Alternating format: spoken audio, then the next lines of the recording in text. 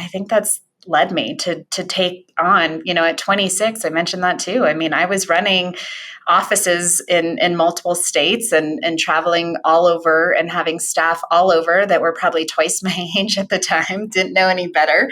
And I think I just have a knack for taking on, challenges. And I think a lot of that comes from the fact that I was surrounded by really extraordinary folks who taught me hard work, some fearlessness, because if I fail, if I don't do the job well, I always know I have a home of love and support to surround me. And I think that's my lifeline. And so I think that's why I've navigated my career the way I have, because I always know that I have a place to go and these people are going to support me no matter what I do.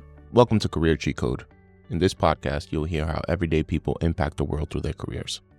Learn about their journey, career hacks, and obstacles along the way. Whether you're already having the impact you want or are searching for it, this is the podcast for you. All right. Joelle, welcome to the show. Happy to be here. Thanks for joining us on Career Cheat Code. Let's dive right in. Let's tell the world what it is you do for a living. That's such a hard question to answer. I know that may surprise you. My kids say that I talk a lot about the potential and possibility of Latinos, but my day job is that of being CEO and president of the Latino Leadership Institute, which is a national organization really working to build wealth and opportunity for our growing Latino community, both by helping Latinos advance in their careers and also grow and scale businesses. That's awesome. How long have you been doing this? I helped launch the Institute 10 years ago. In fact, we'll be celebrating a decade of impact in September, which is almost hard to believe. And yet I believe it all at the same time. So this has been a decade's worth of work. Tell me more about what the organization does. What is ultimately the kind of the North Star? And is that the same as it was when you first launched it? A great story. So I'm gonna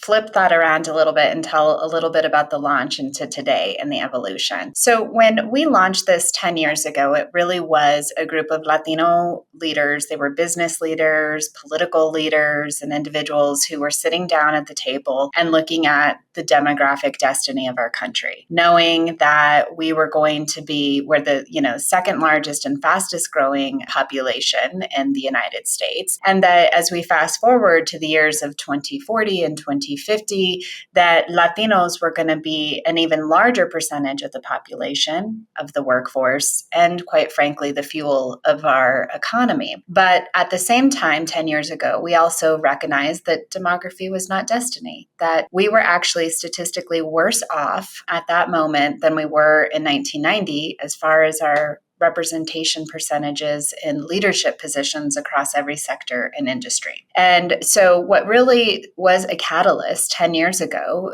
remains our North Star today. And that is Latinos continue to contribute in all aspects of life in the United States today. Yet we also just saw the largest wealth gap in 2022. We are less than 5% of executive leadership positions across every sector and industry, and we're only about 10% of even management positions. So if we are going to unlock our full potential here and more broadly across the United States, then we have to help Latinos step into their power, step into their potential. And so for 10 years, we've been accomplishing that mission by creating Latino leadership development programs rooted in our culture and identity, but also based on developing Latinos for the 21st century, ready to serve in elevated leadership. And we take growth stage businesses that have been around at least 3 years and have demonstrated annual reoccurring revenue, and we help them grow to be over $1 million in annual revenue, something that less than 3% of Latino businesses achieve today. Wow, that's a lot. Man, I appreciate when folks just take that leadership to say, there's a gap here. Let's try to address it and let's come together and build an organization from scratch. Can you tell me more about what your day or week would look like as the leader of this organization? It's interesting being a leader of an organization, especially one like ours today, that is really in the fight, I think, of in a critical moment. So my day to day is a lot of convincing, and I convince organizations, I convince funders. I really try to compel them with why investing in the Latino community is not just good, a social good. This is an economic essential for all of us. When I talk to individuals about the rapidly changing workforce, even CEOs of company are surprised to find out that Latinos represent, nearly 80% of the workforce replacement in the next 5 years alone. They're surprised to find out that we contribute, $3.4 trillion to the economy, but that if we were to close some of these economic gaps, that would be even greater. They're surprised to find out that, futures of Social Security and everything that we really pride ourselves in really rely on Latinos continuing to be contributors. And so half my day is spent really just educating and building awareness about the growing Latino community. The other part of my day is working with Latinos and leaders and entrepreneurs and, helping them understand that our identity, our culture, the values that we bring to the workplace, to our businesses,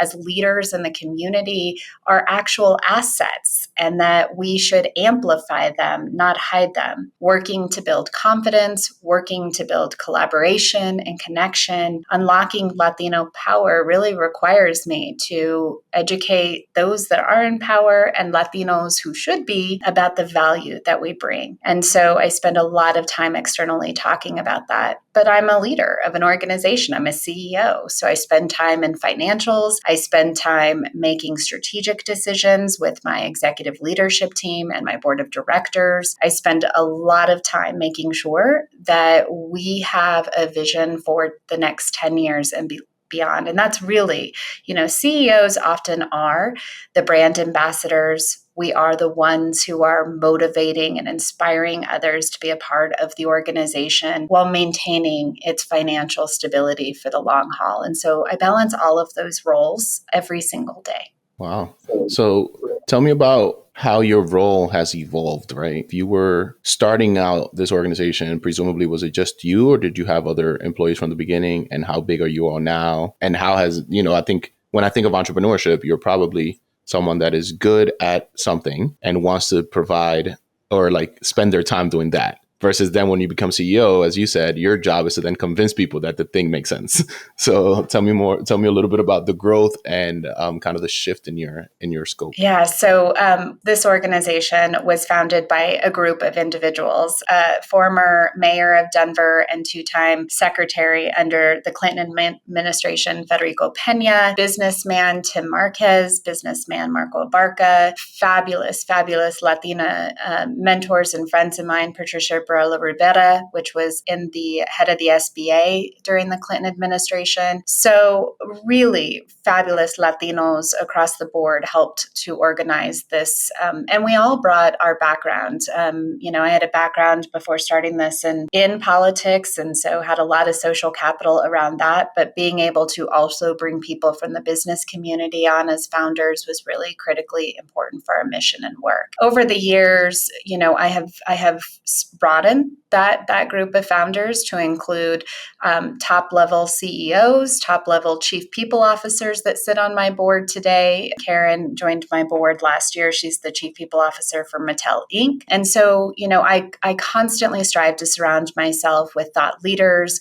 subject matter experts, and folks that will share in the vision that we originally had 10 years ago. We originally started just serving Latinos here in Colorado. And for the first 8 years of our journey as an organization, that's where we focused our time and attention. But part of the role of a CEO is strategic planning and, envisioning what the future would hold for the organization and what growth and scale and impact would look like. And so in 2018, alongside my board of directors, I started a very comprehensive strategic planning process. And that planning process led to what our growth strategy has been since then. And that included taking our leadership development program national. So in 2 years, we've grown from just serving Latinos here in Colorado to serving Latinos in 37 states and several countries, even as far as Australia. And we expanded into entrepreneurship. entrepreneurship was always a subject we would tackle in our leadership development programming. Latinos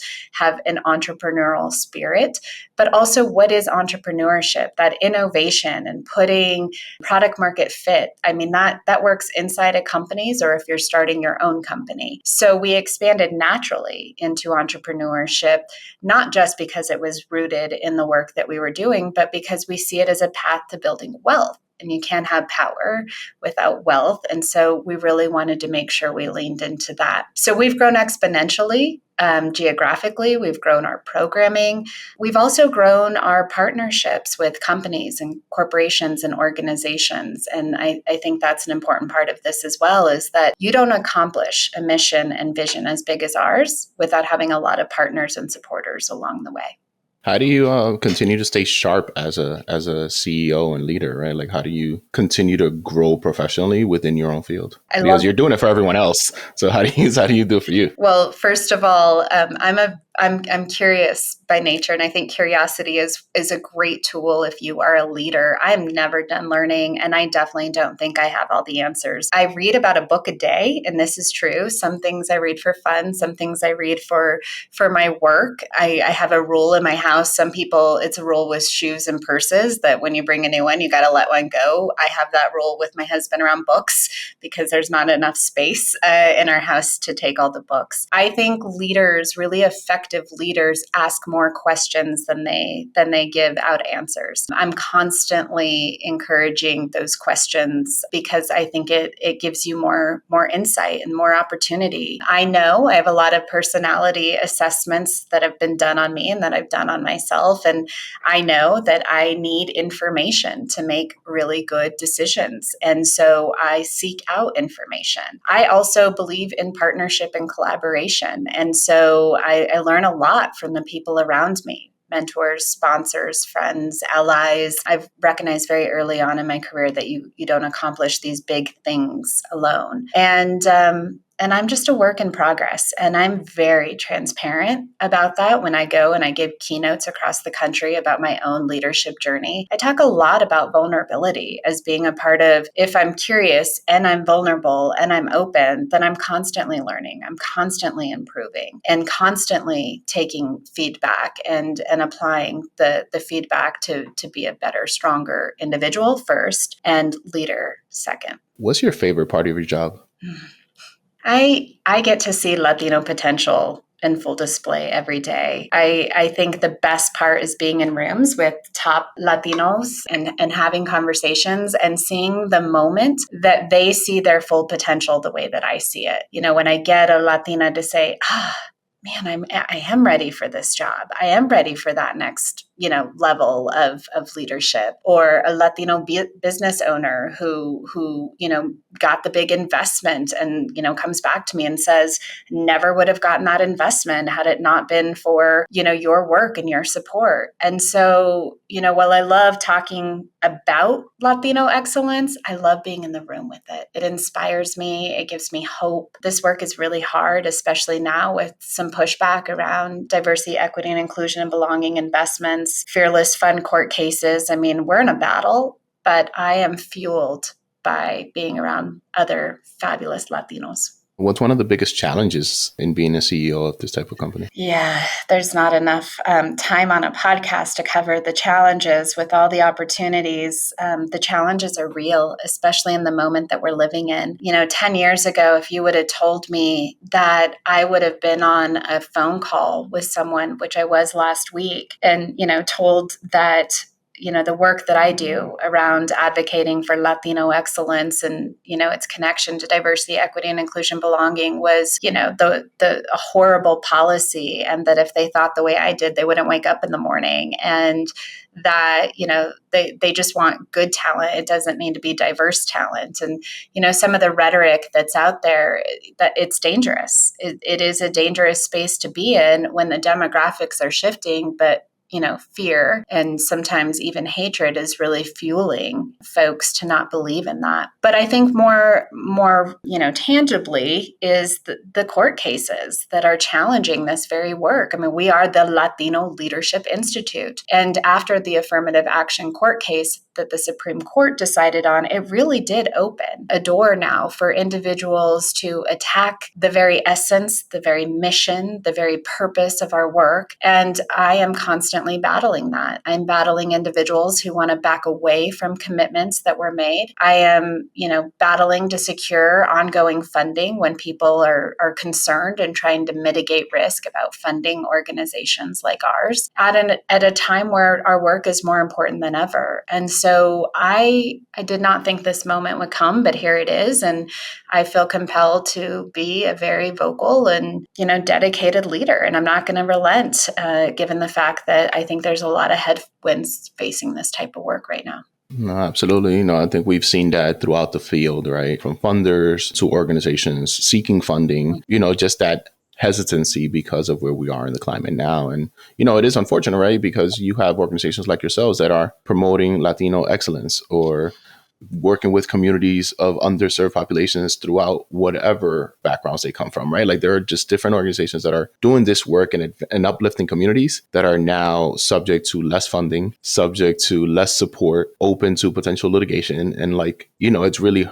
disheartening and heartbreaking because these are the types of organizations that we would want in our society, that we would want to uplift and to support and to elevate and to, make sure that people can take advantage of the programming. So, I certainly hear you and I see it all the time in the field. Yeah. And I just, the other thing that I think has been a constant that I've really tried to talk to our funders about, to our partners about, is that, I think oftentimes this work gets put into we're just trying to feel good about our work. It's a social movement of sorts. And I'm not taking that there are elements of that, but this is an economic social imperative.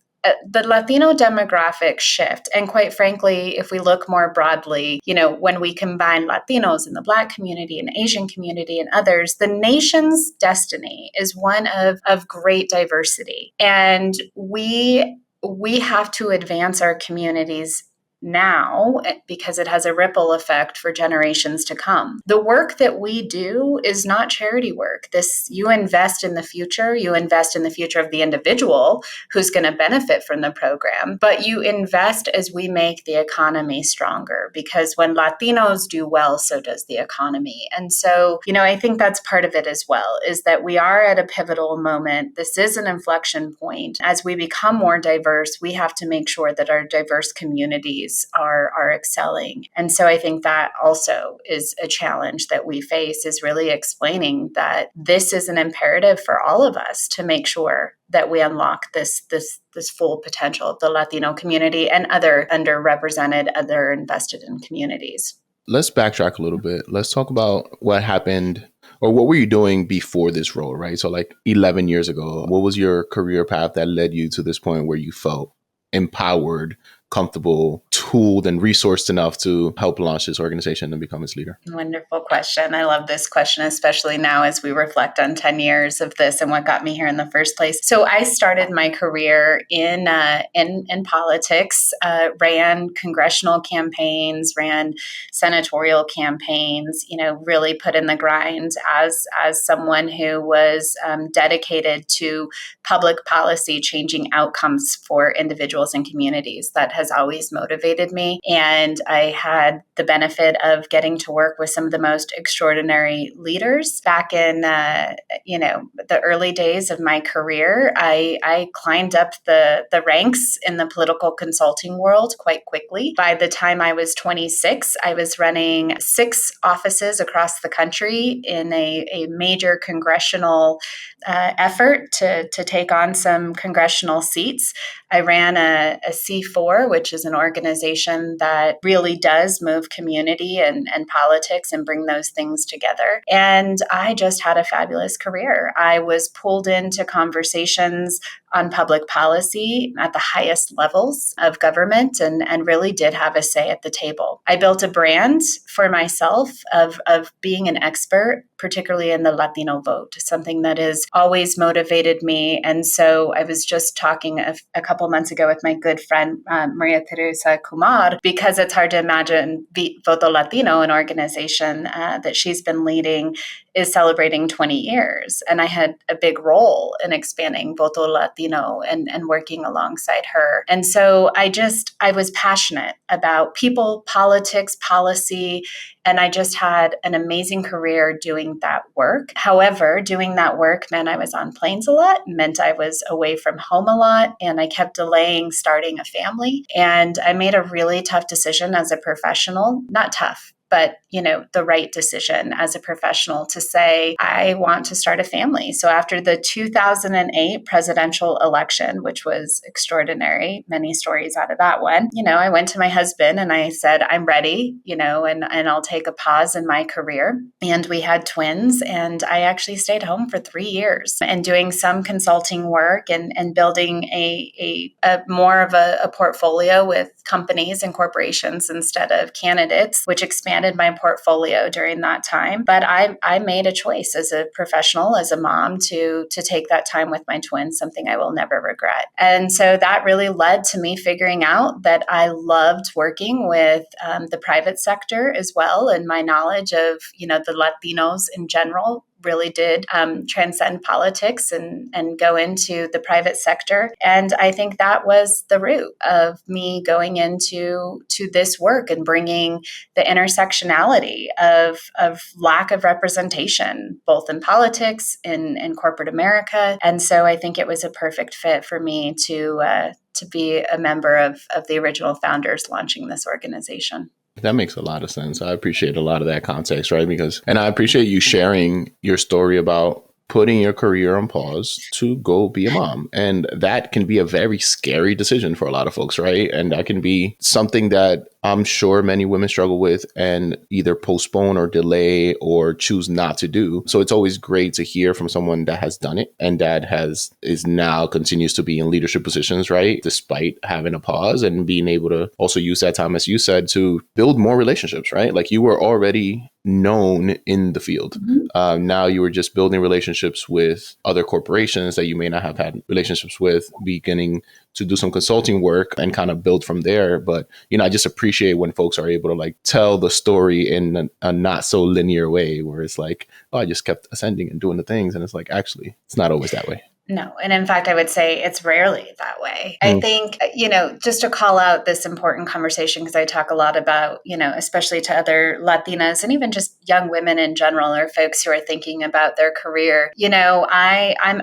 asked so often, especially after I get off the stage, after giving a keynote, without a doubt, I will have a line of Latinas sitting there to talk to me, and everyone will ask me, how do you have it all? How did you make all of this happen? And, some really important lessons right there. First of all, I don't believe you can have it all at the same time. I think, everything is a matter of choices and prioritization, and things come into focus and out of focus throughout your career. I think we will make a mistake if we think we can just do it all at the same time. And so throughout my career, and even to this day, I make really intentional decisions about how I spend my time and what that priority looks like. If I travel to give a keynote, then the next day, I'm making sure that I'm spending a little extra time during breakfast with my kids before they go to school. I do not miss soccer games. I am there. I will fly home on a red eye on a Friday night so that I am there at my kids' game on a Saturday if that's what it takes. And I don't apologize when I have to skip a meeting or leave early so that I could be there for a parent-teacher meeting. And I don't let my team apologize if they need to be somewhere that is related to their family or other obligations. I think it is really important for other Latinas and other women and other even fathers. I mean, this extends beyond just women and moms, but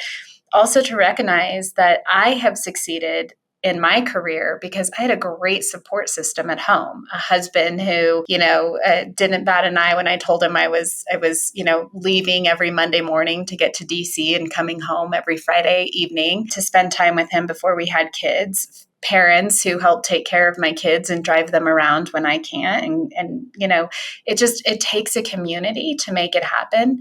And yet, despite all of that support, I still have burned myself out throughout my career because I've overextended myself. So the biggest lesson is to be successful and to be both a great CEO and a great mom, you have to know when to say no to things. And so you won't see me out at a lot of events and happy hours and, all the things that people may expect me to attend because that's my family time. And I don't apologize for making that a priority. So again, it is a balancing act of prioritization and decision making surrounded by a support network and ultimately feeling unapologetic about, when I'm at work, I'm unapologetic that I'm at work and focused. And when I'm at home, I'm unapologetic that that's my mom time. I love it. I love it. Is leading this type of organization what you always wanted to do for a living? It sounded like you kind of evolved into all of this, but would love to hear, like when you were younger, what did you think you were going to be? So it's funny. When I was little, this tells you everything about my personality, I think. When I was little and I was asked what I wanted from Santa for that Christmas, I said a desk so that I could open up my own law firm. And I think I was 6, maybe 7 years old. And I asked for a desk so that I could open a law firm and a cash register. True story, a desk and a cash register so I could get my money from my clients, which were all my stuffed animals at the time, or my neighbors, I'm sure. And so first of all, to backtrack just a little bit, I grew up in a family of just extraordinary Latinos.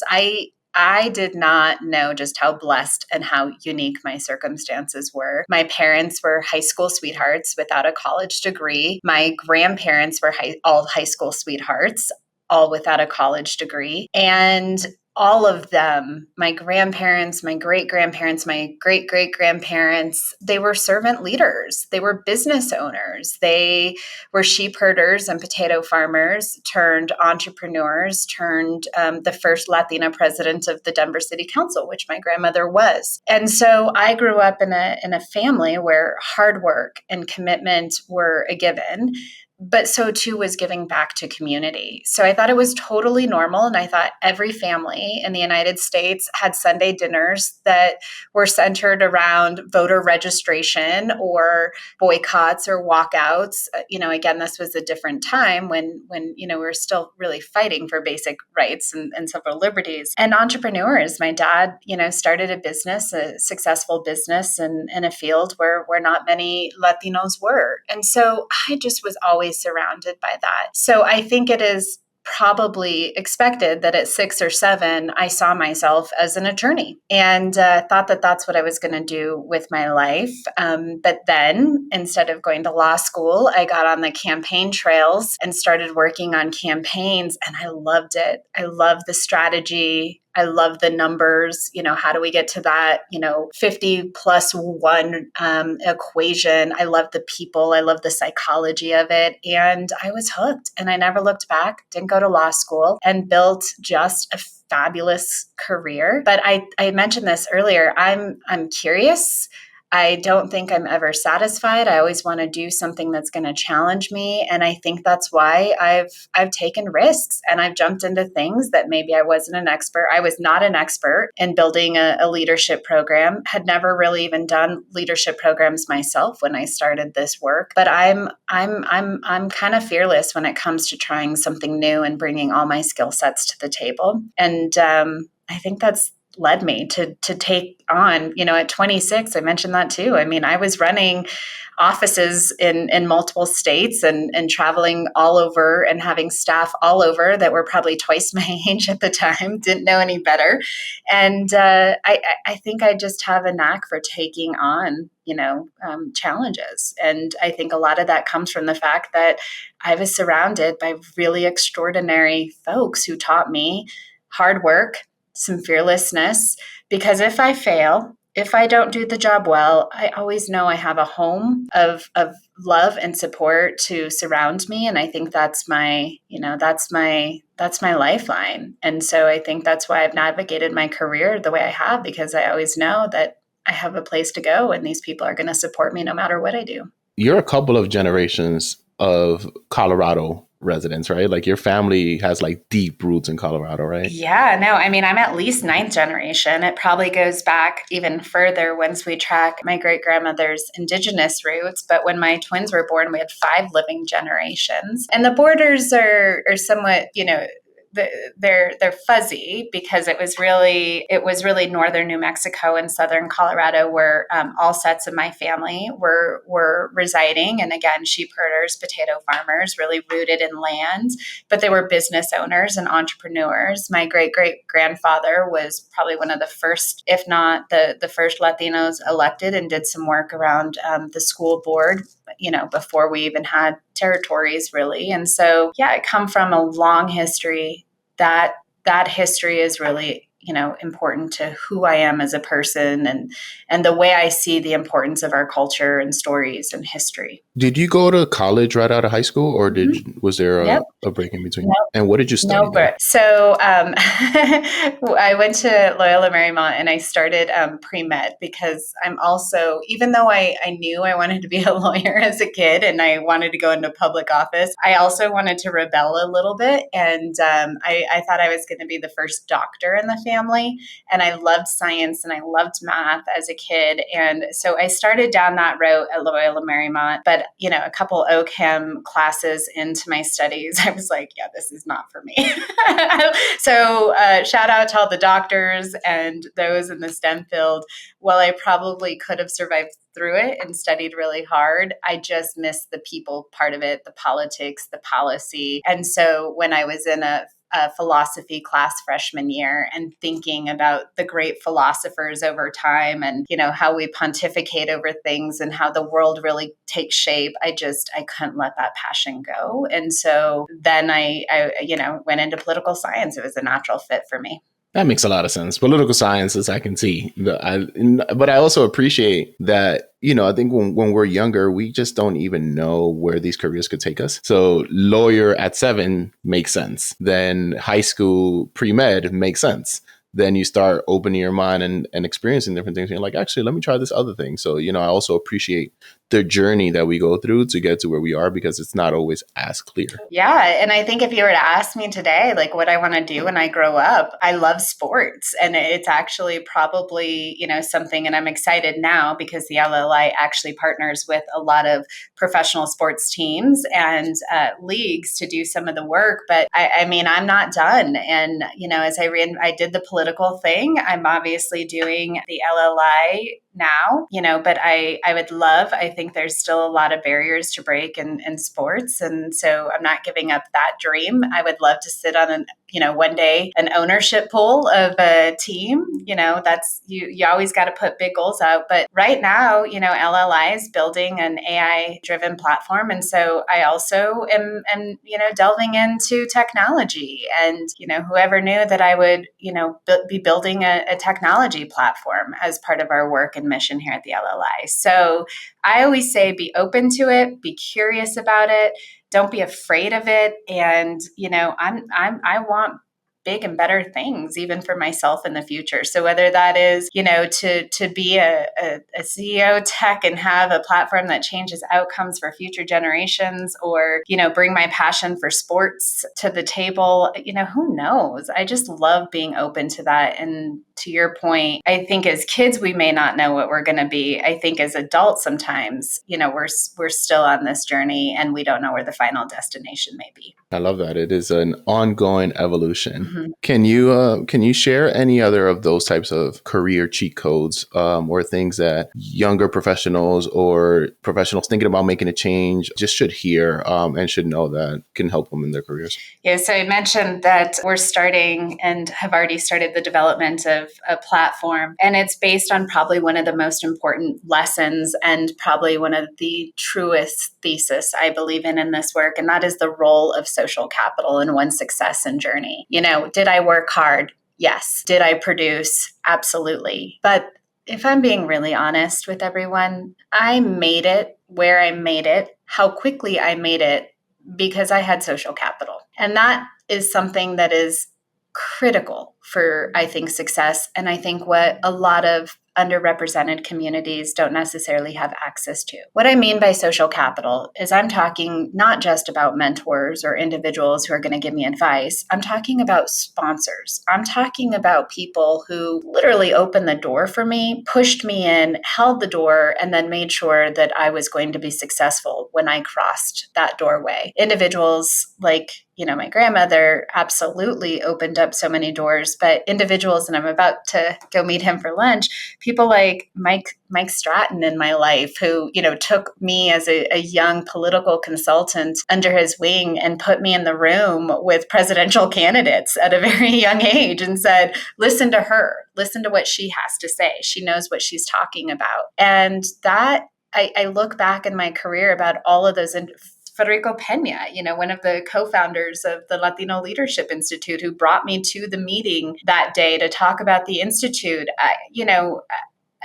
I pinch myself sometimes to think about the people in my lives that made all of this possible. And so social capital is absolutely critical. I think particularly for Latinos, we don't necessarily know that. We're not taught that.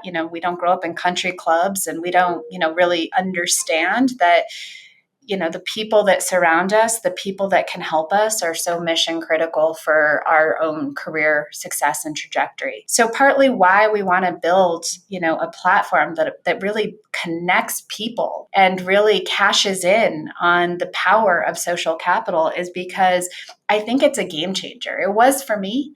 I would not be where I am today. I wouldn't be talking to you if, a former employee and graduate of our program didn't say, you know who you need to know, who you should talk to. And so I think about that. And then I imagine what we could do if we could scale that and build that even bigger. And what if people just had access to the type of social capital I did? I think it would be game over for a lot of people trying to hold us down. So that is a big lesson. In addition to everything I've talked about, I think the importance and role of social capital. I know you mentioned earlier that you read about a book a day. Mm-hmm. Can you share, and the answer could be books, it could be resources, it could be podcasts, just things that you have read or consumed that have changed you personally or professionally? Yeah. There's so many. Literally, there are a bookshelf of books on Latino history, things I didn't know that I think are really important. They weren't taught, right? We get like a paragraph, I think, in most textbooks, which is really, really sad. And so I've really made an intentional effort, and not just Southwest Latinos, which is what I know, being in, Colorado and being in the Southwest, but really learning about the immigrant journey. And so I have a book of all of these firsthand stories from immigrants from all over the world. And what is their experience, both as they travel here, but then once they get here. I love reading books from other CEOs. I just did a fireside chat with Oscar Munoz after his book and Turnaround Time, which is a fabulous book of not only just his life, but what he had to do at United as the first Latino CEO at the time. And, so reading other books from other CEOs. I think one of the books that really helped me understand that there's more to learn about myself, but also Latinos recently was the book Finding Latinx. I had some younger staff on my team, and we got into a really important conversation a few years back about the term Latinx. I'm a Gen Xer, and when that was first brought to me, I really did not like it, and I did not appreciate it because I didn't understand where it came from. And I was hearing from the younger, members of my team saying this is, important for inclusion, and so I read that book, and I gained a better perspective. I understood the roots. I still don't use it myself. It's not how I identify. But again, I think reading at the volume that I do allows me to gain perspective. It allows me to grow empathy. It also allows me to understand my blind spots a little bit better, which I have many of. And then I think there's books you just read for fun. So John Leguizamo's book, there's just, yes, there's some history in there and that's fun, but I just think it's also good to find those books that bring it down a notch. I could be a little over serious. And so I seek those books out as well. So, I'm a big proponent of you don't have to sacrifice doing good for doing well. So would love to hear generally how much money people can make as a leader of an organization like this, right? You all do national work. If you have heard any other episodes, I'm very big on you don't have to sacrifice being happy with your career and having an impact and then not fundamentally being broke or doing the opposite. So yes. Share. I love this question. I think it's so important. And I'm going to be very honest and transparent about it as well. So leading a nonprofit organization of this size, I mean, one can expect. I think, depending on where you live, it's going to change that number. But you can expect to make anywhere between probably $100,000 and $200,000 if you are a CEO of a nonprofit organization. And don't get me wrong, that is a good, wage. It's a good living and you can make a really good life for yourself. But having come from a background where I was making a lot more as a consultant and, the opportunities to make a lot more sometimes from the private sector are very real. So much so that as a CEO of the organization, we've done comprehensive salary studies for myself and my team. And the reality is that you could make a really good living in the nonprofit space, but sometimes the salaries are not as high as those in other sectors and industries. And that's just fact. And some of that is because as a nonprofit organization, a lot of your funding comes from philanthropic investments. And a lot of philanthropic investments don't actually cover personnel. They have to go to program-related costs. And so to make the money and to bring in general operating dollars to cover things like personnel and salary, it makes it difficult at times for us to have really competitive salaries. But on the other side of it, I also know that being in the nonprofit space, there's things that don't necessarily go onto your household balance sheet, like having more time away from work with family and in community, and being able to do work that really matters. I've made an intentional decision to be in this work because this is my life calling. But that does mean that maybe I'm not making as much as I would if I were in the private sector or taking on some of those other roles. So when you are thinking about career, when you are thinking about your family's economic status, you have to take all of these factors into account, because I wouldn't give up my job for anything, but I do recognize that I probably could make more money somewhere else. I know you're involved in a lot of things outside of your current role. Can you speak to some of your engagements with other organizations, whether on boards or as in an advisory role? I think stepping into other leadership positions outside your work is important. One, continues to build your social capital and social networks. Two, you have an important role to influence decisions. And I think that's a really important thing beyond your companies. And it helps your organization to be better known because you're talking about what you do. So I do spend time both serving on boards of directors, and I've done that for nonprofits like Mile High United Way, something I was really passionate about, and sitting in the room with other executives helping lead organizations of that size and of that mission. And I've also served on things like the Hispanic Advisory Council for the Coca-Cola Company, sitting alongside other extraordinary Latino leaders across the country, alongside the CEO of the Coca-Cola Company, and sitting with other executives of the organization, talking about the Latino market, talking about brand, talking about, products and new strategies. And so I've done both. I think that both are critically important. I have done paid and volunteer board positions. And I think paid, whether you're doing it for companies or organizations,